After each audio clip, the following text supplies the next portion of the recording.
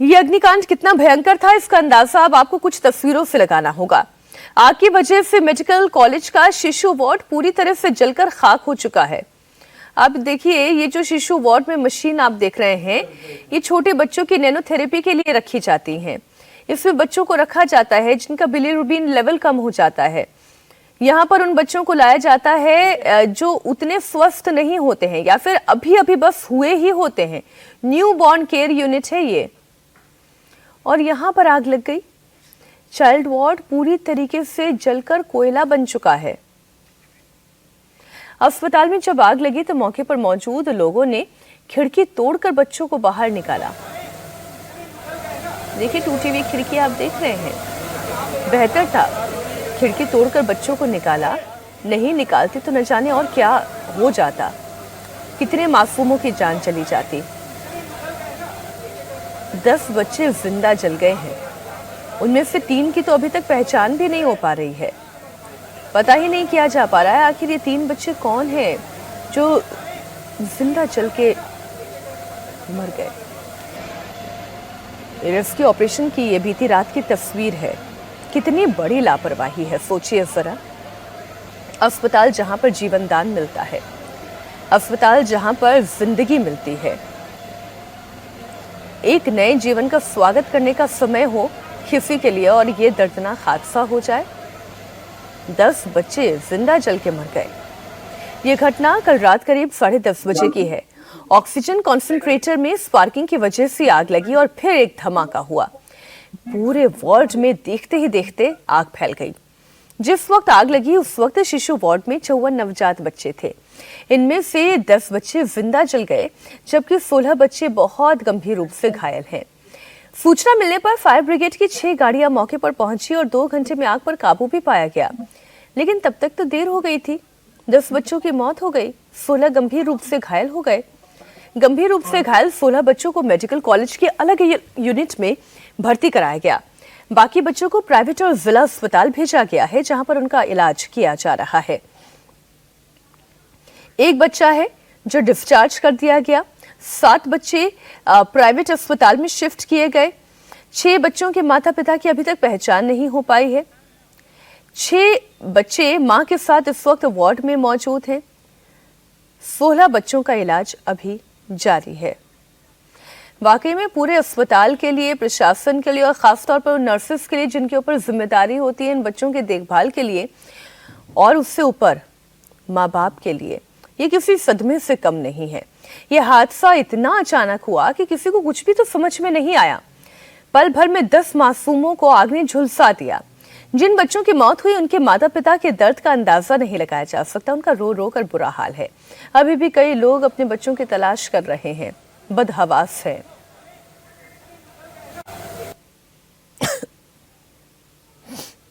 भैया हमारा बच्चा नहीं मिला, हमारे बच्चे को दई भैया, हमारे बच्चे को दई, हमारे बच्चा जल गया भैया, पता नहीं है ये सब डॉक्टर ने जला है भैया। बच्चा डॉक्टर कह नहीं, पहला बच्चा था भैया, पहला बच्चा है। ओ भैया, भैया डॉक्टर कह नहीं चले, हम मर जाते एक आधे, हमें भी तसल्ली हो जाती कि नहीं बचाओ है बच्चा। डॉक्टर भी तो नर्स भी तो जलती होगी तो मरती है घर, हमारे बच्चा मर। कहाँ थे आप, कौन था आपका बच्चा? हम बाहर बैठे थे, भांजी थी हमारी। क्या हुआ, कैसे पता लगा कि आग लगी? नर्स उधर से निकली, बोलती आग लग गई है, तो हम लोग फिर खिड़की तोड़ के अंदर गए हैं। फिर कुछ नहीं, फिर आग बुझाने का वो किया, आग लेकिन बुझी नहीं। आग की रफ्तार बहुत तेज बढ़ गई है। हाँ, भांजे थे आप? 2 भांजी थी हमारी। मिले भांजे? नहीं। कहाँ है, क्या जानकारी लग रही है? जानकारी कोई नहीं दे रहे अभी। इधर भी देख लिया, इधर भी नहीं दे रहे, प्राइवेट में भी देख लिया, उधर भी पता नहीं लग रहा है। किसकी गलती मानते हैं आग लगी है?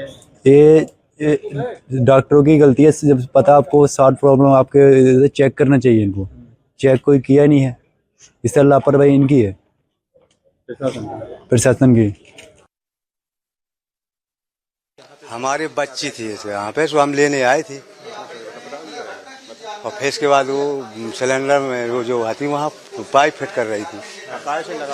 अब वो तीली थी, वो हमें दिखाने की वो तीली माचिस की तीली में थी, वो फिट कर रही थी वो। हाँ, पाइप गैस सिलेंडर फिट कर रही थी। आपके सामने हो? हाँ, हमारे सामने। फिर क्या हुआ था, कैसे क्या एकदम भागकुड़ी आ गई, फिर हमें दिखाई नहीं, डॉक्टर साहब ने लाकर बच्चा फेंकने लगी।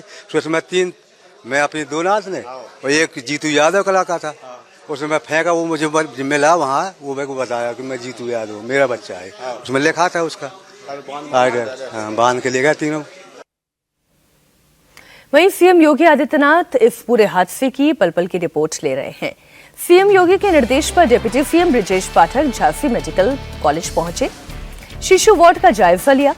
डिप्टी सीएम का कहना है कि पूरे अग्निकांड की 3 जांच की जाएगी और अगर इसमें लापरवाही पाई गई तो फिर कड़ा एक्शन भी लिया जाएगा। घायल बच्चों का इलाज किया जा रहा है।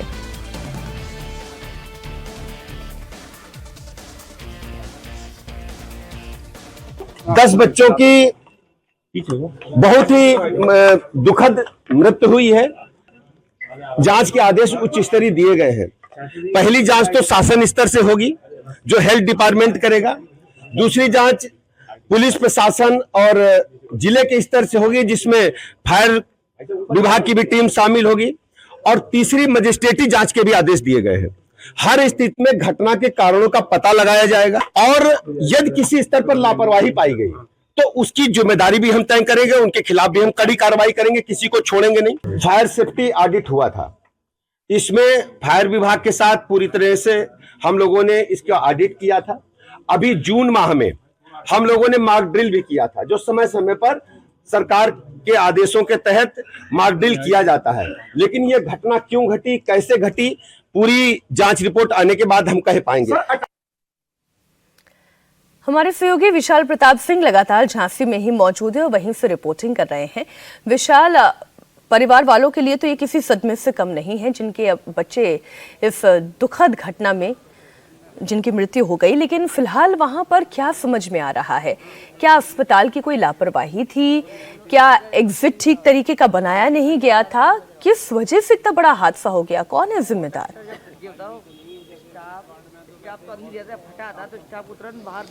मीनाक्षी, देखिए, इस बात से बिल्कुल इनकार नहीं कर सकते हैं कि सेफ्टी ऑडिट होता है, फायर ऑडिट होता है, जून में बाकायदा मॉक ड्रिल होती है और नवंबर में इतना बड़ा हादसा हो जाता है। यानी कि ऑडिट होने के, सेफ्टी के मॉक ड्रिल्स के बाद हादसा होता है। हमारे साथ तमाम परिजन मौजूद हैं, रिश्तेदार मौजूद हैं, वो लोग मौजूद हैं मीनाक्षी जो दरअसल अपने बच्चों को कल से खोज रहे हैं। कुलदीप हमारे साथ मौजूद हैं। इनके अगर हाथों को देखा जाए तो बच्चों को बचाते हुए इनके जो हाथ है वो झुलसे हैं, हाथों में जो कालिक है वो बता रही है कि किस तरीके से कुलदीप ने दूसरों के बच्चों को बचाया है। लेकिन फिलहाल कुलदीप का बच्चा जो कि 9 नवंबर को पैदा हुआ था और पिछले मंगलवार को यहाँ पे एडमिट कराया गया था, वो फिलहाल अभी नहीं मिल रहा है। कुलदीप, आग जब लगी तो आप अंदर पहुंचे, किस तरीके का मंजर था, जरा बताइए दर्शकों को हमारे। जी, आग लगी थी तो मैं भागते भागते गया, बहुत उस दर्द हुआ था, बहुत ज़्यादा हुआ था। भागते भागते गए, 3-4 बच्चे बचाया। नर्स जो डॉक्टर थे अंदर नहीं जाने दे रहे थे, बोल रहे थे कि अंदर मत जाओ, कुछ हो जाएगा, अंदर मत जाओ, मुझे जाना है क्योंकि मेरे बच्चा अपना खोया तो मुझे पता है न रात से बच्चा ही मेरा मिला न कुछ हो रहा है। बताओ, और 4-5 बच्चे मर गए तो उधर लेके गए थे, मृत्यु हो गई थी बेचारे उनको। बताओ, लापरवाही से इनकी, ना अलार्म बजा ना कुछ हुआ। अलार्म नहीं बजा था अंदर? कोई अलार्म नहीं बजा है। अलार्म बजता तो सारे लोग नहीं आ जाते, जितने स्टाफ के तो पूरे आते ना तुरंत। कोई कुछ नहीं अलार्म बजा, जब शोर शराबा हुआ तब सारे लोग आए। और क्या थे, जब वो जो आग बुझाने वाला था वो भी काम नहीं कर रहा था, एक्सटिंग्विशर काम नहीं कर रहा था सर, वो भी काम नहीं कर रहा था, बिल्कुल नहीं काम कर रहा था। आप लोगों ने अपनी तरफ से पानी डाल के बाकी तरह से आग बुझाई और बच्चों को लेके बाहर निकले? जी, बच्चे बचाए सब लोगों ने।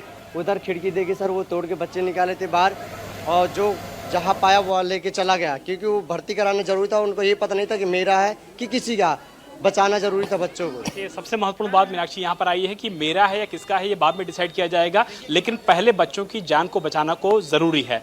आप सर कह रहे थे कि बच्चों की डीएनए जांच बहुत ज्यादा जरूरी है, वजह क्या मानते हैं? कह रहा था कि डीएनए जांच हो जिससे मालूम चल सके कौन बच्चा किसका है, क्योंकि बच्चे इधर उधर गायब हो गए हैं, लोग बाग ढूंढते फिर रहे हैं, उनको नहीं मिल रहे हैं अपने अपने बच्चे।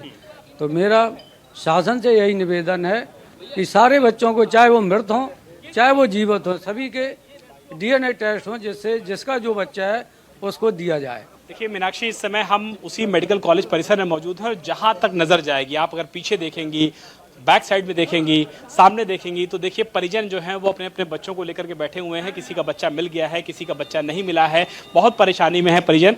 जिनका बच्चा अभी नहीं मिला वो भी हमारे साथ देखिए मौजूद हैं। आप लोग अंदर गए, कितनी घंटे आप लोगों ने अपनी कोशिश किया बच्चों को ढूंढने के लिए, बच्चा नहीं मिला?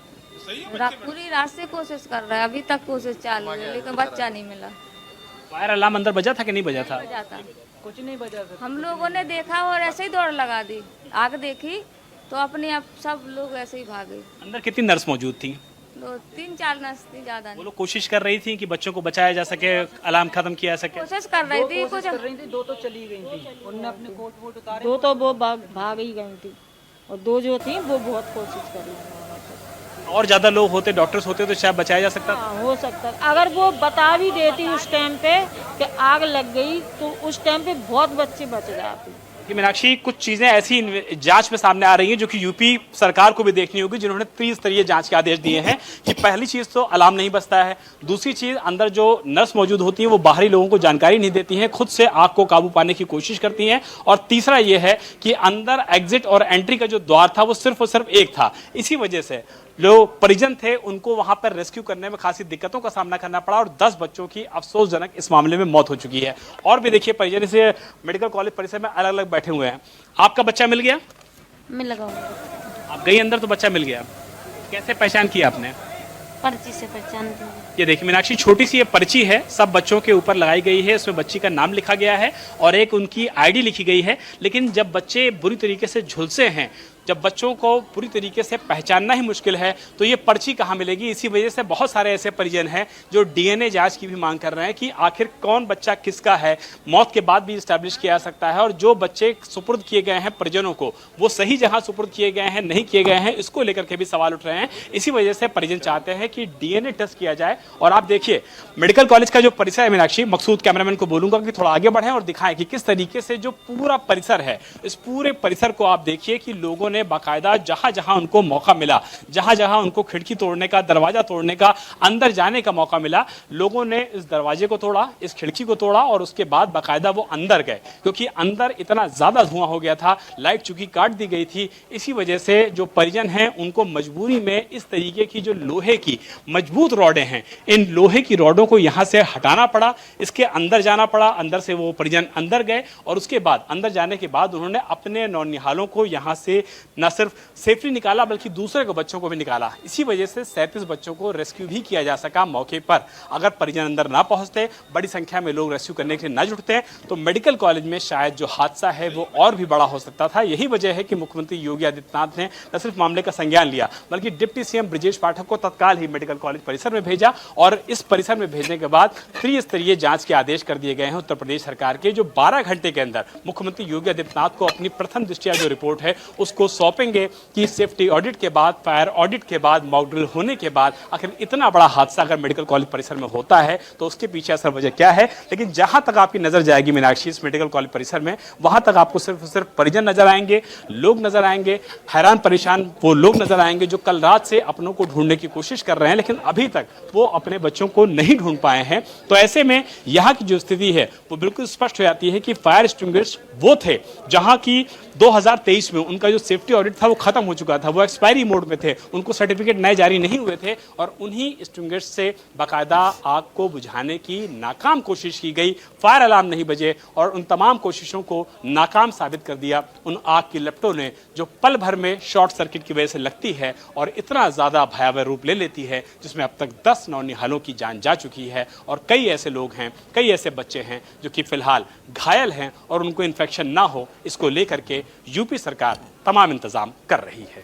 मीनाक्षी, बिल्कुल विशाल, आपकी रिपोर्ट देखकर और जो वहां की तस्वीरें हम देख रहे हैं उससे देखकर एक अंदाजा तो अपने आप ही लग जाता है कि सेफ्टी के नॉर्म्स को पूरा नहीं किया गया और तभी इतना बड़ा हादसा हो गया।